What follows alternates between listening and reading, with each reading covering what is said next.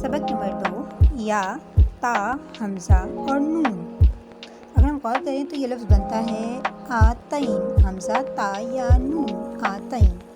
ये चारों अलामतें फ़ेल के शुरू में आती हैं। आपको याद होगा फ़ेल कहते हैं काम को, और इन अलामात की मौजूदगी में कभी ज़माना हाल यानी प्रेजेंट और कभी ज़माना मुस्तक़बिल का यानी फ्यूचर का तर्जुमा किया जाता है इन चारों लफ्ज़ों की मौजूदगी में, और हर एक की तफसील दर्ज झेल है यानी डिटेल।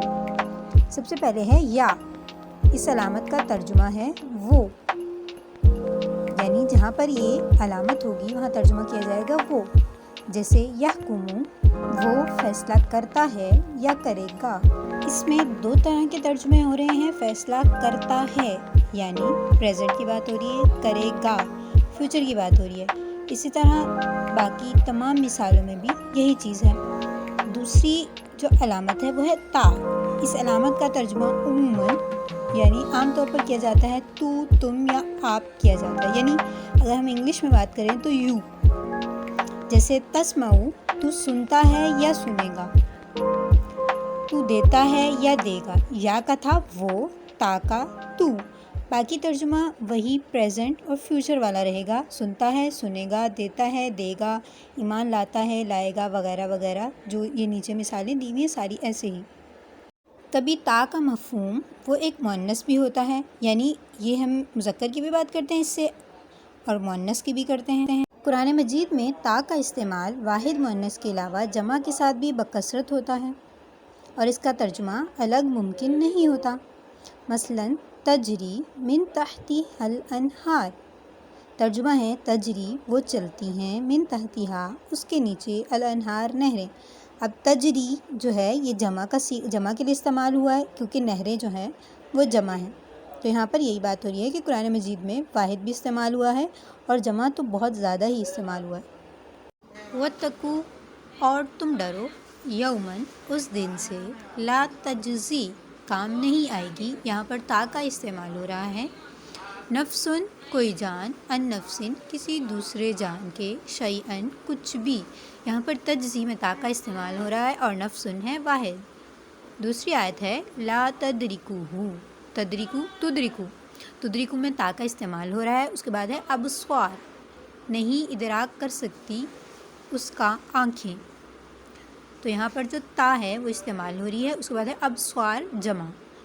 अगली आयत है हल तस्तवी, क्या बराबर हो सकते हैं, अज़ुल्मातु अंधेरे, वन नूरू और रोशनी। तस्तवी में ता का इस्तेमाल हो रहा है और ज़ुल्मात अंधेरे जमा है। तीसरी है हमज़ा।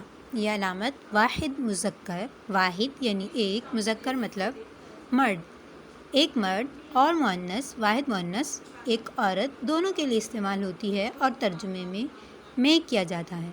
यानी तर्जुमा इसका मैं होता है। जैसे मैं खाता हूँ, मैं पीता हूँ, मैं जाता हूँ वगैरह। यहाँ पर मिसाल है अकूलू, मैं कहता हूँ या कहूँगा, मैं जानता हूँ या जानूँगा, मैं दाखिल होता हूँ या हूँगा। यहाँ पर सब में अलामत इस्तेमाल हो रही है हमज़ा। इसका मतलब है जिसका तर्जुमा है मैं, यानी मैं करता हूँ वगैरह।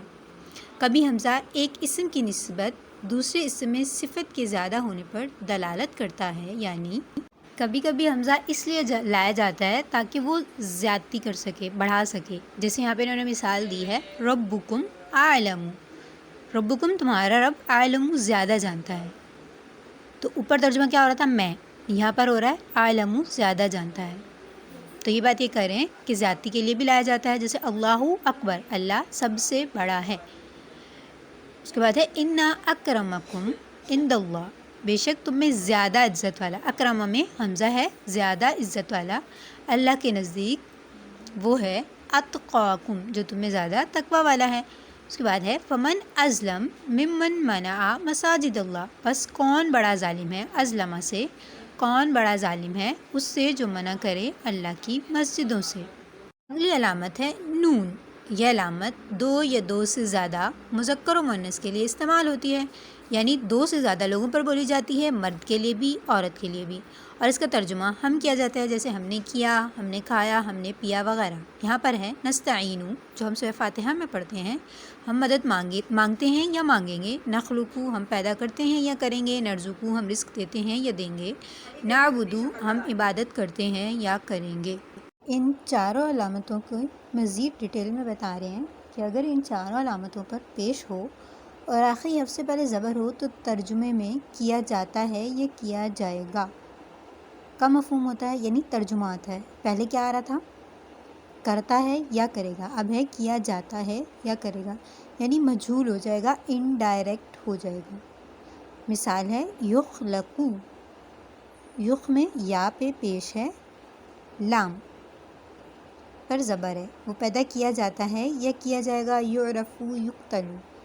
اگر ہم پیچھے والے جو ہم نے پڑھی علامتیں اس کے لحاظ سے دیکھیں تو یہ ہونا تھا یخلقو، یقتلو، یذکرو، اور ترجمہ ہونا تھا وہ پیدا کرتا ہے یا کرے گا، یعنی اللہ تعالیٰ، اور وہ پیدا کیا جاتا ہے یا کیا جائے گا، یعنی انسان۔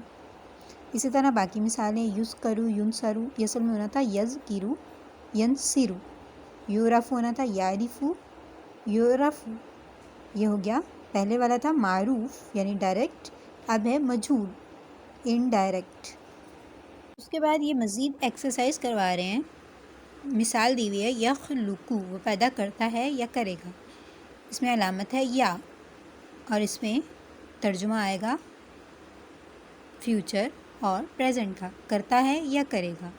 تخلقو میں تا آ رہا ہے تو آئے گا تو پیدا کرتا ہے یا کرے گا، اخلقو میں، نخلقو ہم، یا وہ، تا تو، حمزہ میں، نون ہم۔ یسمعو وہ سنتا ہے، تسمعو تو سنتا ہے یا سنے گا، اسمعو میں سنتا ہوں یا سنوں گا، نسمعو ہم سنتے ہیں یا سنیں گے۔ اسی طرح باقی نیچے کی مثالیں ہیں کہ یا، تا، حمزہ اور نون کی ایکسرسائز کروائی ہوئی ہے۔ ترجمہ نماز: اللہم اے اللہ، باعد دوری کر دے، بینی میرے درمیان، و بین خطایا اور میرے گناہوں کے درمیان، کما جیسا کہ باعدتا تو نے دوری کی، بین المشرقی مشرق کے درمیان، والمغربی اور مغرب کے، اللہم اے اللہ،